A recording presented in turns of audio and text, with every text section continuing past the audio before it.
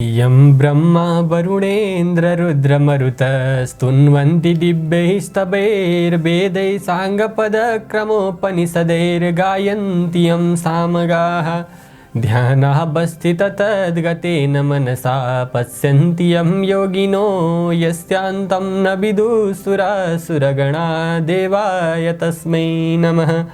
श्रीमच्चन्दनचर्चितोज्ज्वलवपु शुक्लाम्बरा मल्लिका मालालङ्कृतकुण्डला प्रविलसन्मुक्तावली शोभिता सर्वज्ञाननिदानपुस्तकधरा रुद्राक्षमालाधरा वाग्देवी वदराम्बुजे वसतु मे त्रैलोक्यमाता चिरं मूकं करोति वाचालं पङ्गुं लङ्घयते गिरिं यत्कृपातमहं वन्दे परमानन्दमाधवं। नमो भगवते तस्मै व्यासायामिततेजसे यस्य प्रसादात् वक्ष्यामि नारायणकथामिमाम्। नारायणं नमस्कृत्य नरं चैव नरोत्तमं देवीं सरस्वतीं व्यासं ततो जयमुदीरयेत्। ॐ श्री स्वस्थानि परमेश्वर्यै नमो नमः। अथ दशमोऽध्यायः। कुमारजी आज्ञा गर्नुहुन्छ हे अगस्त्य मुनि, फेरि राजगृहमा गई दाहिने कुहुनु पतन भयो। राजगृह पीठ राजराजेश्वरी देवी उल्कामुखी योगिनी हरेश्वर महादेव उत्पत्ति भएर शिव शक्ति स्वरूपले रहे। त्यस तपोभूमिमा वायु आई तपस्या गरी ईश्वरी प्रसन्न भएर सम्पूर्ण जीवात्माको प्राणवायु भएर रहन सके भन्ने वरदान दिइन्। त्यहाँबाट महापन्थमा पुग्दा देब्रे कुहिनु पतन भयो। महापन्थ पीठ प्रचण्ड चण्डिका देवी रेणुका योगिनी विश्वामित्रेश्वर महादेव उत्पत्ति भएर शिव शक्ति स्वरूपले रहे। त्यस आनन्द भूमिमा विश्व अवसु गणाई तपस्या गरे ईश्वरी प्रसन्न भएर इन्द्रादि देवतालाई मोह गर्न सके भन्ने वरदान दिइन्। फेरि कोल्हापुरमा पुग्दा उदर पतन भयो। कोल्हापुर पीठ महालक्ष्मी देवी नर्मदा योगिनी शमशान रक्षणेश्वर महादेव उत्पत्ति भएर शिव शक्ति स्वरूपले रहे। त्यस सिद्ध भूमिमा गरुड आई तपस्या गर्दा ईश्वरी प्रसन्न भएर नागहरू तिम्रा आहारा हुनेछन् भन्ने वरदान दिइन्। फेरि एकापुरमा पुग्दा दाहिने घुडा पतन भयो। एकापुर पीठ रत्ना देवी शङ्कुपासा योगिनी उत्पत्तेश्वर महादेव उत्पत्ति भएर शिव शक्ति स्वरूपले रहे। त्यस पुण्य भूमिका प्रस्तरहरू आई तपस्या गरे ईश्वरी प्रसन्न भएर देवता मानेर मनुष्यले तिमीलाई पूजा गरून् भन्ने वरदान दिइन्। त्यहाँबाट ओमकारेश्वरमा पुग्दा माथिल्लो ओठ पतन भयो। ओंकार पीठ मातृका देवी पूर्णोदरी योगिनी सन्तानेश्वर महादेव उत्पत्ति भएर शिव शक्ति स्वरूपले रहे। त्यस मोक्ष भूमिमा कल्प वृक्ष आई तपस्या गरे ईश्वरी प्रसन्न भएर चिताएको कुरा दिन सके भन्ने वरदान दिइन्। फेरि जयन्तीपुरमा पुग्दा कलेजो पतन भयो। जयन्तीपुर पीठ जयन्ती देवी खेचरा योगिनी कल्पेश्वर महादेव उत्पत्ति भएर शिव शक्ति स्वरूपले रहे। त्यस सिद्ध भूमिमा तुलसी कुश आई श्रद्धापूर्वक तपस्या गरे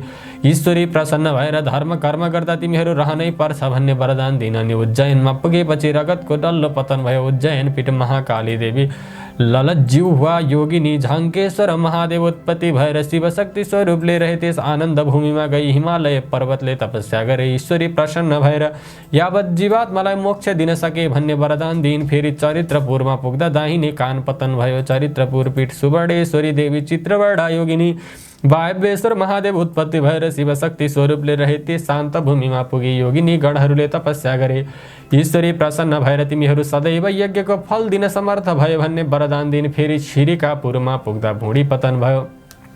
छिरिकापुर पीठ योगादि देवी कलङ्का योगिनी सहस्रेश्वर महादेव उत्पत्ति भएर शिव शक्ति स्वरूपले रहे। त्यस पुण्य भूमिमा मातृका गणाई तपस्या गरे ईश्वरी प्रसन्न भएर स्थानको अधिपति हुन सके भन्ने वरदान दिइन्। तब हस्तिनापुरमा गई दाहिने कुम पतन भयो। हस्तिनापुर पीठ चण्डेश्वरी देवी कोटरा योगिनी मुखारेश्वर महादेव उत्पत्ति भएर शिव शक्ति स्वरूपले रहे। त्यस वीरभूमिमा सुदर्शन चक्र आई तपस्या गरे ईश्वरी प्रसन्न भएर संहारकर्ता हुन सके भन्ने वरदान दिइन्। फेरि उड्डीयानमा पुग्दा शिर पतन भयो। उड्डीयान पीठ विकला देवी पिङ्गला योगिनी इक्षेश्वर महादेव उत्पत्ति भएर शिव शक्ति स्वरूपले रहे। त्यस मोक्ष भूमिमा गई हनुमानले तपस्या गरे ईश्वरी प्रसन्न भएर रामको सेवक बनेर लङ्का डढाउन सके भन्ने वरदान दिइन्। अनि प्रयागमा पुगेपछि फोक्सो पतन भयो। प्रयाग पीठ सिंह जङ्गा योगिनी महेन्द्रेश्वर महादेव उत्पत्ति भएर शिवशक्ति स्वरूपले रहे त्यस आनन्द भूमिमा 10 अवतारले गई तपस्या गरे। ईश्वरी प्रसन्न भएर सत्य त्रेता द्वापर र कलीमा दुष्ट दैत्यहरूको संहार गर्न सके भन्ने वरदान दिइन्। फेरि विश्वमा पुग्दा मृगौलो पतन भयो। विश्वपीठ झङ्केश्वरी देवी झङ्काली योगिनी कुण्डलेश्वर महादेव उत्पत्ति भएर शिवशक्ति स्वरूपले रहे त्यस कर्मभूमिमा विश्वकर्माले तपस्या गरे। ईश्वरी प्रसन्न भएर तिम्रो कीर्ति चन्द्र सूर्य रहेसम्म चलोस् भन्ने वरदान दिइन्। मायापुरीमा गई फियो पतन भयो। मायापुर पीठ महादेवी चञ्चलाक्षी योगिनी तपस्येश्वर महादेव उत्पत्ति भएर शिवशक्ति स्वरूपले रहे त्यस मोक्ष भूमिमा गई 64 लिङ्गले तपस्या गरे। ईश्वरी प्रसन्न भएर स्वयम्भू लिङ्ग भएर रहन सके भन्ने वरदान दिइन्। तब मल्लागिरीमा पुग्दा देब्रे कुहिनु पतन भयो। मल्लागिरी पीठ मल्लिका देवी कलङ्क जिह्वा योगिनी उमेश्वर महादेव उत्पत्ति भएर शिवशक्ति स्वरूपले रहे त्यस घोर वनमा गई भूत प्रेत पिशाचहरूले तपस्या गरे। ईश्वरी प्रसन्न भएर तिमीहरू सधैँ मेरो नजिकमा रहे भन्ने वरदान दिइन्। अनि शेरपुरमा गएर तालु पतन भयो। शेरपुर पीठ उमादेवी अष्टवक्त्रा योगिनी योगेश्वर महादेव उत्पत्ति भएर शिवशक्ति स्वरूपले रहे त्यस सत्य भूमिमा गई सत्यले तपस्या गरे। ईश्वरी प्रसन्न भएर सत्यमा रहने जतिलाई उद्धार गर्न सके भन्ने वरदान दिइन्। त्यसपछि हर्षगिरीमा पुग्दा आसन पतन भयो। हर्षगिरी पीठ वज्रेश्वरी देवी कमला योगिनी धर्म ध्वंसेश्वर महादेव उत्पत्ति भएर शिवशक्ति स्वरूपले रहे त्यस शुद्ध भूमिमा गई कलीले तपस्या गरे। ईश्वरी प्रसन्न भएर मनुष्यको बुद्धि भ्रष्ट गर्न समर्थ भयो भन्ने वरदान दिइन्। अनि नीलगिरीमा पुग्दा मुकुट पतन भयो। नीलगिरी पीठ सरला योगिनी आनन्देश्वर महादेव उत्पत्ति भएर शिवशक्ति स्वरूपले रहे त्यस पुण्य भूमिमा गई सूर्यादि ग्रहहरूले तपस्या गरे। ईश्वरी प्रसन्न भएर लाभ हानिको फल प्रदान गर्न सके भन्ने वरदान दिइन्। अनि मेरुगिरीमा गई सूची स्थान पतन भयो। मेरुगिरी पीठ पूर्णादेवी कपाला योगिनी जिह्वा पतेश्वर महादेव उत्पत्ति भएर शिवशक्ति स्वरूपले रहे त्यस आनन्द भूमिमा नागहरू आएर तपस्या गरे। ईश्वरी प्रसन्न भएर तिमीहरूको शरीर अगम्य होस् भन्ने वरदान दिइन्। महेन्द्राचलमा दाहिने तिग्रा पतन भयो। महेन्द्र पीठ इन्द्राक्षी देवी ऊर्ध्वगमना योगिनी तारकेश्वर महादेव उत्पत्ति भएर शिवशक्ति स्वरूपले रहे त्यस सुरम्य भूमिमा गई भक्तिपूर्वक लक्ष्मीले सेवा गरिन्। ईश्वरी प्रसन्न भएर कार्तिकको औँसीका दिन सबैले तिम्रो पूजा गरून् भन्ने वरदान दिइन्। फेरि बानरपुरमा देब्रे तिग्रा पतन भयो। बानरपुर पीठ कामेश्वरी देवी भेरुण्डा योगिनी वेदान्तेश्वर महादेव उत्पत्ति भएर शिवशक्ति स्वरूपले रहे त्यस आनन्द भूमिमा कमल आदि पुष्प आएर तपस्या गरे। ईश्वरी प्रसन्न भएर पूजा कालमा तिम्रो मान होला भन्ने वरदान दिइन्। फेरि हिरण्यपुरमा पुग्दा सुतस्थान पतन भयो। हिरण्यपुर पीठ रत्नेश्वरी देवी त्रिपुरेन्द्र योगिनी नारदेश्वर महादेव उत्पत्ति भएर शिवशक्ति स्वरूपले रहे त्यस पुण्य भूमिमा आई सरस्वतीले तपस्या गरिन्। ईश्वरी प्रसन्न भएर सम्पूर्ण जीवात्माको बोलीमा तिम्रो बास हवस् भनी वरदान दिइन्। फेरि महालक्ष्मीपुरमा गई बायाँ करङ पतन भयो। महालक्ष्मीपुर पीठ कमलाक्षी देवी दिगम्बरा योगिनी त्रिकुटेश्वर महादेव उत्पत्ति भएर शिवशक्ति स्वरूपले रहे त्यस आनन्द भूमिमा अडिमादि अष्टसिद्धि आई योग मार्गले तपस्या गरे। ईश्वरी प्रसन्न भएर तिमीहरूको नाश हुने छैन भन्ने वरदान दिइन्। फेरि उमेशपुरमा गई कण्ढ्याउलो पतन भयो। उमेशपुर पीठ त्रिपुर सुन्दरी देवी सुशङ्कोदरी योगिनी भैरवेश्वर महादेव उत्पत्ति भएर शिवशक्ति स्वरूपले रहे त्यस शीतल भूमिमा गई मेघले तपस्या गरे।